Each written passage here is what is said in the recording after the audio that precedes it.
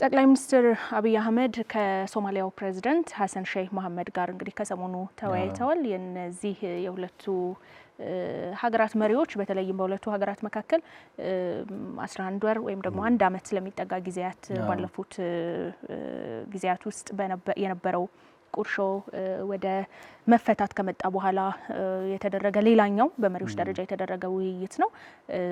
እዚህ ውስጥ ያሉ አንድምታዎችን እናያለን። በተለይ እንግዲህ በመሪዎች ደረጃ የሚደረጉ ውይይቶችም እንደዚሁ በአንካራው ስምምነትም ቀጣይነት ያላቸው የተለያዩ ቴክኒካዊ ውይይቶችና ድርድሮች በሁለቱ ሀገራት መካከል ቀደም ሲል እንደጠቀስኩት ተፈጥሮ የነበረውን ዲፕሎማሲያዊ አለመግባባት ከጊዜ ወደ ጊዜ እያሻሻለው ያለበትን ምዕራፍ መመልከት ይቻላል። አሁን ባለበት ማለት ነው። ጠቅላይ ሚኒስትር አብይ አህመድ በይፋዊ የማህበራዊ ትስስር ገጻቸው እንዳስታወቁት ከፕሬዝዳንት ሐሰን ሼህ መሐመድ ጋር በሁለትዮሽና ቀጠናዊ ጉዳዮች ላይ ውይይት ማድረጋቸውን ጠቁመዋል። እነዚህ የሁለትዮሽ ውይይቶች ቀጠናዊ በሚል የተገለጹ ውይይቶች ምን መልክ ሊኖራቸው ይችላል? ከቀደሙ ውይይቶች የሁለቱ ሀገራት በተለይም ግንኙነታቸው የተሻሻለ ከመጣበት ጊዜ ጀምሮ ያለውን እናያለን። አንድምታው ግን እንዴት ይታያል? በጣም አስገራሚ ነገር ነው። እንግዲህ በቅርብ ጊዜ ለህዳሴ ግድብ ምርቃት ነበር የመጡት። ኦልሞስት ወር አካባቢ ማለት ነው። በአንድ ወር ጊዜ ውስጥ ጳጉሜ 4 በዚህ በጣም በተቀራራቢ ጊዜ ውስጥ ለጉብኝት ያደረጉት ሐሰን ሼህ መሐመድ። ይሄ ደግሞ ከ2 ዓመት በፊት አፍሪካ ህብረት አዳራሽ እንዳልገባ ተከለከልኩ ብለው የአፍሪካ ህብረት ስብሰባን ጭምር አቋርጠው የሄዱ ሰው ዛሬ ተረጋግተው ሰክነው ኢትዮጵያን በዚህ መልኩ መጎብኘታቸው በጣም የሚያስገርም ነው። በዲፕሎማሲም ታሪክ ሊጠቀስ የሚችል ጉዳይ ይመስለኛል። የኢትዮጵያ ዲፕሎማሲን ከፍታም የሚያሳይ ይመስለኛል። የኢትዮጵያና የሶማሊያ ብቻ ሳይሆን የጠቅላይ ሚኒስትር አብይና የፕሬዝዳንት ሐሰን ሼህ ተማመን ወይም ደግሞ መቀራረብ እዚህ ድረስ መድረሱን የሚያሳይ ይመስለኛል። እንደምናውቀው የኢትዮጵያና ሶማሊያ በረጅም ድንበር ብቻ ሳይሆን የሚጋሩት ህዝብን ይጋራሉ፣ ባህል ይጋራሉ፣ ቋንቋ፣ እምነት ይጋራሉ።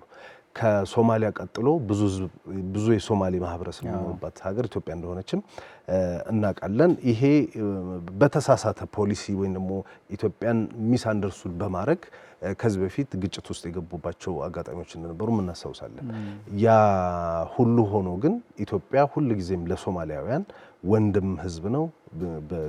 ግጭት በተፈጠረባቸው ቁጥርም ሶማሊያውያን ቅድሚያ መርጠው የሚመጡት ወደ ኢትዮጵያ እንደሆነ እናውቃለን። ከ1991 በፈረንጆች ማለት ነው የሶማሊያ ማዕከላዊ መንግስት መፍረስ በኋላ የሶማሊያ እንደዛ ችግር ውስጥ ስትገባ አሜሪካ ያልቻለችውን፣ እንግሊዝ ያልቻለችውን፣ የተባበሩት መንግስታት ያልቻለውን፣ የአፍሪካ ህብረት ያልቻለውን የቻለችው ኢትዮጵያ ነች። ጀግናው የመከላከያ ሰራዊት ገብቶ ነው ሶማሊያን ማረጋጋት የቻለው። ከፈረሰ ከብዙ ዓመታት በኋላም ዳግም ሶማሊያ የማዕከላዊ መንግስት እንዲኖራት ማድረግ እየተቻለው በኢትዮጵያ ልጆች ደምና አጥንት እንደሆነ ይታወቃል።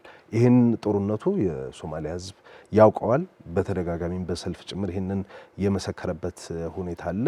እንዳልሽው ኢትዮጵያ ፍትሐዊ የባህር በር ጥያቄ ባነሳችበት ወቅት በሶማሊያ መንግስት በፕሬዝዳንት ሐሰን ሼክም በፖለቲከኞቹም ዘንድ የሶማሊያን የግዛት አንድነት ልትጋፋ ነው በሚል የተሳሳተ መረዳት ያልተገባ የዲፕሎማሲ አካሄድ የሄዱበት ሁኔታ ነበረ። ያንን ተጠቅሞ ደግሞ የኢትዮጵያ ታሪካዊ የሚባሉ ጠላቶች ግብጽንም ኤርትራንም ብንወስድ ሶማሊያን እዛ ውስጥ አስገብተው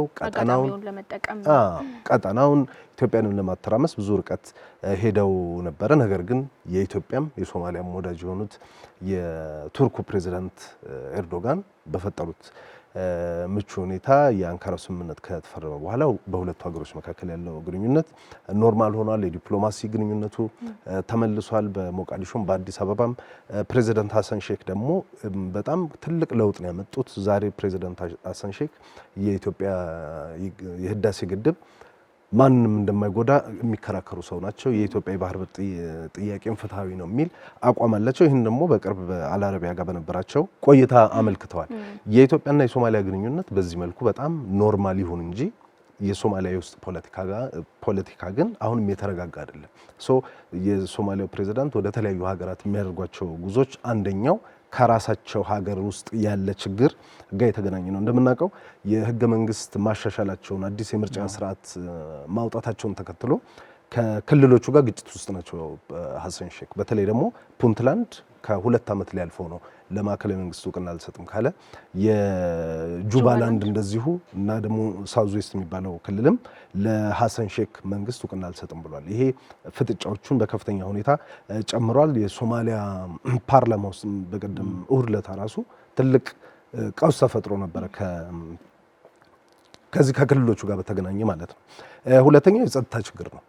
ሶማሊያ አሁንም አልሸባብ እያንሰራራ ነው። አይኤስ እያደገ ያለበት ሁኔታ ነው። ሰሞኑን እንኳን በማዕከላዊ ሸበሌ እንደዚሁም በጋልማዶ በሚባለው ቦታ ላይ ግጭቶች ነበሩ።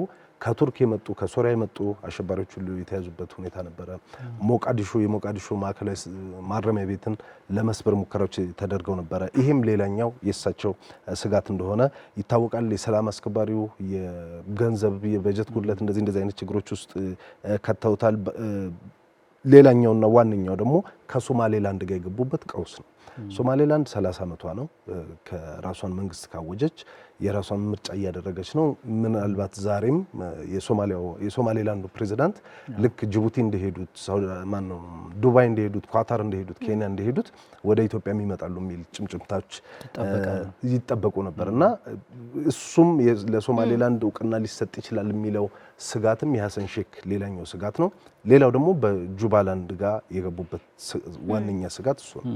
ጁባላንድ እንደምናውቀው አህመድ ማዶቤ የሐሰን ሼክ በጣም የቅርብ ሰው ነበሩ። እንዲመረጡ እሳቸው ነበር ያደረጉት። ነገር ግን ከባለፈው ዓመት ጀምሮ ግጭት ውስጥ ናቸው። አሁን ሐሰን ሼክ የጁባላንድን አስተዳደር አፍርሰው የራሳቸውን ትይዩ መንግስት ማቋቋም ይፈልጋሉ። እሱን ደግሞ ማድረግ አልቻሉም። ያ ደግሞ የፈጠረው ቀውሶች አሉ። እንግዲህ እነዚህ ሁሉ ነገሮች ናቸው ሐሰን ሼክ ወደ አዲስ አበባ እንዲመጡ ያደረጉት። አንደኛ ፕሬዚዳንት ሐሰን ሼክ ጠቅላይ ሚኒስትር አብይ ወይም ደግሞ ኢትዮጵያ በእነዚህ ሁሉ ችግሮች ውስጥ መፍትሄ መስጠት የምትችል ሀገር ስለሆነች ድጋፍ ይጠይቃሉ ተብሎ ይታሰባል። ኢትዮጵያ ደግሞ ከአንዳንድ የሶማሊያ ራስ ገዝ አስተዳደር ክልሎች ጋር ጠንካራ ግንኙነት አላት። ለምሳሌ ከሳውዝ ዌስት፣ ከጁባላንድ እንደዚሁም ከፑንትላንድ ጋርና እሱንም የማሸማገል አይነት ስራ ለመጠየቅ የመጡ ይመስለኛል። በአጠቃላይ ግን የኢትዮጵያና የሶማሊያ ግንኙነት የተሻሻለ ቢሆንም የሶማሊያ የውስጥ ፖለቲካ ግን አለማረጋጋት ውስጥ ስላለ የሶማሊያው ፕሬዝዳንት የአዲስ አበባ ጉዞ ከእሳቸው እንደጠቀሱት አንቺም እንዳልሽው በኤክስ ገጻቸው ላይ በሁለቱ ሀገራትና በቀጠናው ሰላም ላይ ነው ለመወያየት የመጣ ነው የሚል ሀሳብ አንስተዋል።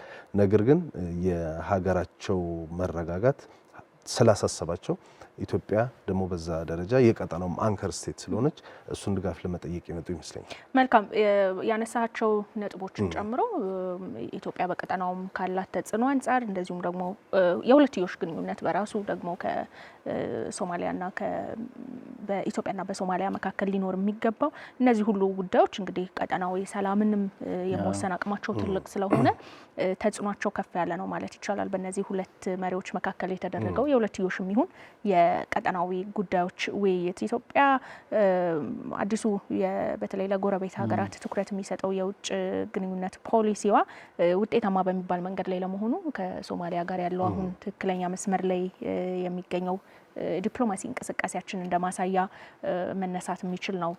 ምክንያቱም ሰላማዊ ጉርብትናን ትብብርን መሰረት ያደረገ የሚለውን ፖሊሲዋን እያስኬደች ያለችበት እንደመሆኑ እስቲ እነዚህን ጉዳዮች ላይ በተለይ ቀጠናዊ ተጽዕኖቸውን እንያቸው። ስጢፍ የጠቃቀሳቸውም ሀሳቦች አሉ። የሁለቱ ሀገራት መሪዎች ውይይት ወይም ደግሞ የሁለቱ ሀገራት ዲፕሎማሲያዊ ግንኙነት በዚህ ትራክ ላይ መገኘቱ አሁን ላይ ምንድነው ቀጠናዊ ተጽዕኖ? ከጉዳዩ ከሁለቱም ወገኖች የወጡትን መግለጫዎች ስንመለከታቸው በጣም አጭር እና አጠቃላይ የሆኑ አንደኛው እሱ ነው። ከቪላ ሶማሊያም ከኢትዮጵያ መንግስት በኩል የወጡ መግለጫዎች በአጠቃላይ በሁለትዮሽ ቀጠናዊና በጋራ ጥቅሞቻችን ላይ መክረናል ነው። በጣም ተመሳሳይነት ያለው አንድ። ሁለተኛ እዛው በወጡ ፎቶዎች ሌሎችም ስናይ የጠቅላይ ሚኒስትርና ከሁለቱም ወገን ያሉት ከፍተኛ የሀገሪቱ መሪዎች ዋናዎቹ መሪዎች ናቸው የመከሩት። በህገ መንግስታችን መሰረት ከፍተኛው የዲፕሎማሲ ስራ የሚሰራው በጠቅላይ ሚኒስትሩ ነው። አንድ እሱ። ከዛ ደግሞ ዝርዝር ጉዳዮች በብዙም አላገኘንም። ስለዚህ ይሄ ሁሉ ጥቅል የሚያሳየው ምንድነው?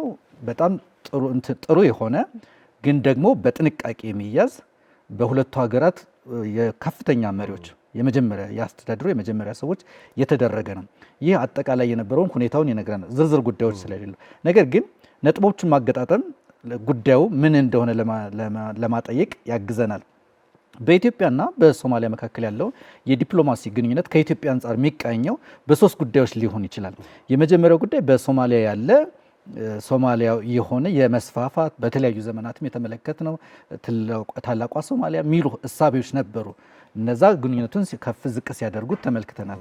ሁለተኛው የአክራሪዎች በሶማሊያ በተለይ የመንግስቱን መላላት ተከትሎ በዛም የሚታዩት ያም አንዱ መወሰኛ ነጥባችን ሊሆን ይችላል። ሶስተኛ የእጅ አዙር ወይም ሶስተኛ ጣልቃ ገብነት ያለ ይህ በዘመናት መካከል ከ1952 በፈረንጆቹ አቆጣጠር ነፃ ከወጣች ጀምሮ ኢትዮጵያና ሶማሊያ ያላቸው ግንኙነት ቢብዛ የሚነስም ከፍና ዝቅ ቢኖረውም የሚቃኝበት ነው። ነገር ግን አሁን ባለው በምስራቅ አፍሪካ ሁኔታ የኢትዮጵያና የሶማሊያ ጉዳይ ብቻውን የሚታይ አይደለም። አጠቃላይ ቀጠናውን የሚታይ ጉዳይ ነው። ኢትዮጵያ በዚህ ቀጠና ምን ይዛ ነው እየመጣች ያለችው? አንድ ሁለተኛ ቀጠናው በባህሪው ደግሞ የኖረበት ይህ ምስራቅ አፍሪካ ደግሞ የምናውቀው ነገር አለ።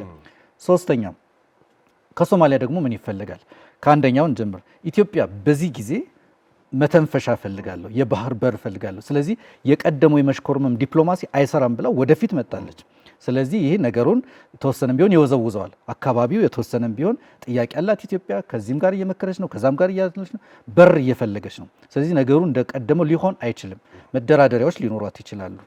ሁለተኛው በሶማሊያ በኩል አሁንም ቢሆን የጸና ሰላም የለም። በሶማሊያ ፌዴራል ስቴቶች ግዛቶች መካከል አሁንም ቢሆን የተጠቀሰው መግባባት የለም። ጣልቃ ገቦች ደግሞ አለ። ይህ ደግሞ ወደ ቀጠናው ሲወስድን ደግሞ ቀጠናው ደግሞ በባህሪው በዓለማችን ላይ ካሉ በጣም ታላላቅ መተላለፊያዎች ትልልቅ የሆነ እርጋታ የሌላቸው ቮላታይል የሚሉት የዲፕሎማቲክ ኤሪያ ነው።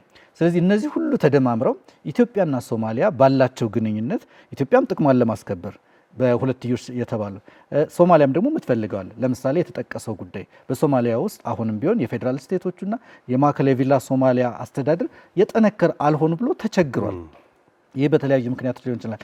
ስለዚህ ይህንን በጋራ ጉዳዮች ላይ አብሮ መስራት የጋራ እጣ ፈንታ ነው ያለን። ኢትዮጵያ ጥያቄዋን ወደፊት ይዛ መጥታለች። ስለዚህ ሶማሊያ በተለያየ መልኩ ሀሳቡን ወደ ግራም ወደ ቀኝም እያደረገች ስታየው አንዴ ጠጋ ስትል አንዴ ስትርቅ ተመልክተናል። ስለዚህ የሁለቱ መሪዎች ግንኙነት እነዚህን ሁሉ ነጥቦች ስንገጣጥማቸው ኢትዮጵያ ሀሳቧን ወደፊት አድርጋ ሀሳቧን እየገለጸች በኢፌዴሪ ጠቅላይ ሚኒስትር በኩል ይህ የምንፈልገው ነው። በዛም በኩል ደግሞ የተባለው በተለይ ደግሞ አሁን አሳሳቢው የጁባላንድ ጉዳይ አሁን ባለበት ሁኔታ ትኩስ ጉዳይ ነው። ምክንያቱም አንድ አስተዳደር ካለው አስተዳደር ጋር የሚሆን ተነጻጻሪ አስተዳደር ለመዘርጋት ነው ጥረት እየተደረገ ያለው። ኢትዮጵያ ደግሞ ያንን ቀጠና ዝም ብላ የምትተው አይደለም። እንደተጠቀሰው በጣም ሰፊ ነው። የአሸባሪዎች መፈንጫ ነው። የኢትዮጵያ ትልልቅ ጥቅሞች ብሔራዊ ጥቅሞች የሚታሰቡበት ነውና ዝም ብለን የምንተው አይደለም። ሌላ የመጨረሻ ሊጠቀስ የሚችለው ኢትዮጵያ እየጠየቀች ያለችው ነገር አሁንም ቢሆን በቀጣናው ሀገራት በቀና ቢታይ ነገሩን ያቀላል። ኢትዮጵያ እየተጠየቀች ያለችው እንደ አንከር ስቴት የማረጋጋት ቀጠናውን የመሰብሰብ ብዙ ኃላፊነቶችን ስትይዝ ግን ደግሞ ታፍና ሊሆን አይችልም። ስለዚህ እነዚህን ሁሉ በማድረግ እንደ ሀገር የምንከተለው ሶማሊያ ሲሄድም ሲቀርብም ሌሎችም ሀገራት ላይ በአጠቃላይ በጋራ ጥቅሞችን ማስከበርና ሰላምን ያስቀደመ ለጎረቤትም ቅድሚያ የሰጠ ሰላም እየተከተልን ነው።